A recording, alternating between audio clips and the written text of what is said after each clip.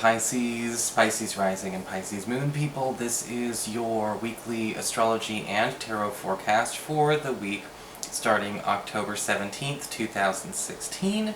Quick reminder for you guys, remember these weekly horoscopes, the astrology portions, it's really more about the immediate, the day-to-day or the weekly energies, and possibly a little into the week following. If you're looking for longer-term aspects, things that kind of go on for months at a go and things like that, you definitely want to look at the monthly horoscopes. But luckily I just put out November, so you can check that out after this video.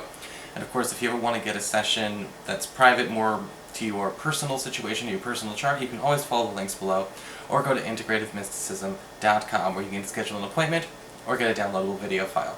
So what is going on this week? Well, in the very beginnings of the week, almost literally the very beginnings, late the 16th, early morning, the 17th, we've got a full moon in Aries, in your earned income sector. And it's actually going to be conjunct Uranus, currently retrograde in the same area. And one of the things about this full moon that makes it unique is the fact that it's actually so tightly connected to Uranus retrograde. Now when Uranus retrograde happens, which it happens August through December, like every year, okay, so it's not a new thing. It's just, it always takes a little bit of the extra out of life a little bit, Some people live for the synchronicities, the chance, the spontaneity, and the weird consequences and coincidences, right? And the planet of upheaval and wake-up calls, Uranus, those are its rulings. But when it goes retrograde from August to December, it really diminishes the quality and quantity of those opportunities. And so, kind of a weird lesson to kind of be like, now don't count on the external, don't wait for something out there or out there to go and do all the work, right? But when we have this full moon connecting to this energy, we have kind of a deja vu moment, or deja vu opportunity, showing up over the next week and a half. This may be some dialogues about a business proposition or a work opportunity that either A, we may have passed up, something that we should have maybe considered taking on in the first place, but maybe we turned it down, we walked away, we kind of regretted it later, or something that we may have felt we missed out on, maybe we didn't have a chance to be there, or something got in the way. And this is all happening on the financial and on the work level. So it's like a second chance, which is extremely rare when you have Uranus retrograde. On Thursday, the 19th, we do have Mars conjunct Pluto in Capricorn, your 11th house of friendships and social networking. And boy, is this a weird angle. I've been kind of dubbing this as overkill, just for everyone to really know how these planets work when they come together. And there may be a bit of a row or a fight that does happen between you and a friend on, Thursday or Friday. And a lot of these energies, yes, they are being spurned by astrology, so don't let yourself get hijacked. Don't just, three sheets to the wind on the astrology energy. But what can happen is that we're kind of blowing something out of proportion. I think that conflicts can be necessary. I think that they can help two hearts understand each other and learn to communicate with one another. But what's happening is that everything is getting just a bit too personal with this Mars-Pluto energy. I would honestly say, maybe broach this discussion incrementally over throughout the entire week. Don't just wait for a blow-up to happen at the end. So what's going on here with your cards? Well, it looks to me like your spiritual advice this week is the card of bliss. And this is actually a card that's very interesting because it talks about ensuring that you understand that there is contentment and bliss to be had in everyone getting a happy ending, everyone having their peace. And this might actually be a good message for if there, for a conflict that may show up in your social life later on. Because this isn't a time to be focusing on, did so-and-so learn their lesson, or get humble, did I feel avenged or vindicated? No, this is a time to be focusing on, the highest good of all concerned is that everyone, in a way, actually does get their satisfaction or their sense of contentment.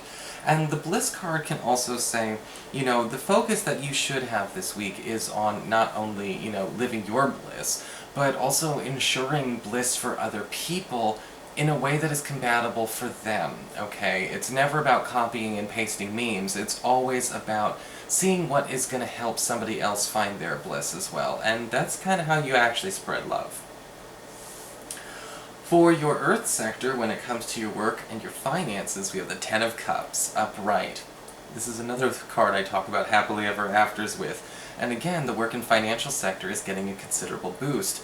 Usually with the Ten of Cups upright, we have a major completion with a major bonus or some kind of added emotional or social benefit to it on our professional or financial fronts. We may be closing up a long-standing issue, or maybe overcoming a major obstacle. Some of you may be celebrating the ending of a debt, or the end of, just sort of a downward cycle in your professional life. But also with the Ten of Cups, the extra is that we're kind of starting a new era here. This could be, again, getting a second chance, or even getting extra opportunities to sort of revive an old passion or an old pastime and get paid for it.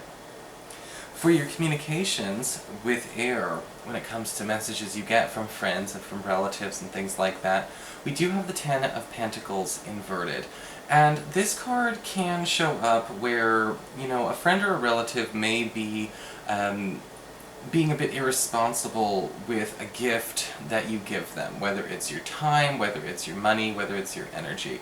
And this could, of course, be irritating, but with the Ten of Pentacles inverted, it looks like their irresponsibility may be causing them to lose it, and they may be coming back to ask for more. Now, I hope this isn't the straw that breaks the camel's back, but usually with the Ten of Pentacles inverted, it does indicate something has been squandered by this person, and, they might need to know that before you consider, doling out any more, if you do.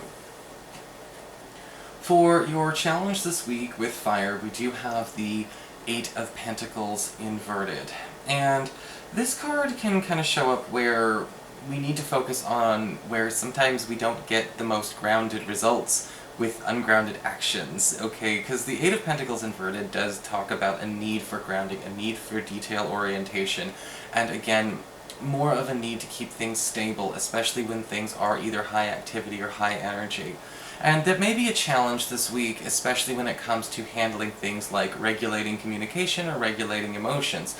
But when it comes to handling other people, you can't really regulate their emotions for them. No one can. That'd be like somebody coming to me and saying, Nico, your job is to make sure I don't overreact to things. It's like, I can't do that for you. And you might be finding yourself in a situation where there's an expectation for you to regulate other people's feelings. You can't, but you can regulate your own, and that's where the grounding is coming in. Because sometimes hysteria is like, well, maybe hysteria is a strong word, but let's just say high emotions can kind of be a communicable energy, or a communicable vibe. We're all connected by neural Wi-Fi. For your emotions with water, and your romantic life, we do have the Knight of Swords inverted. This is a card that usually shows up where we might be dealing with some temperamental issues on the love front, and typically with the Knight of Swords inverted, it's about somebody who's wounded but doesn't know how to say how they are wounded. This could be a crush, this could be a lover, this could even be one of your children. That you and your partner, or just you as a parent, are going to have to find a way to help this person articulate what's going on, because it seems like the more they can't articulate, the more angry and more frustrated they are getting. And so if this is, somebody in your family, or somebody you're dating, or somebody you care about, it's going to be very important to be patient with them. I would definitely make sure that prodding and trying to get people to regulate when they can't. Remember, you can't regulate people for them. It's okay to take breaks in the conversation, but the issue has to do with poor articulation. Have you ever been so frustrated with something that the act of trying to find the words got you more upset? That's what they're going to be going through. So that is your forecast, Pisces. I hope you enjoyed it. If you did, please like, share, and subscribe. I appreciate it. And of course, if you'd like to get a session, you can always follow the links below, or go to integrativemysticism.com.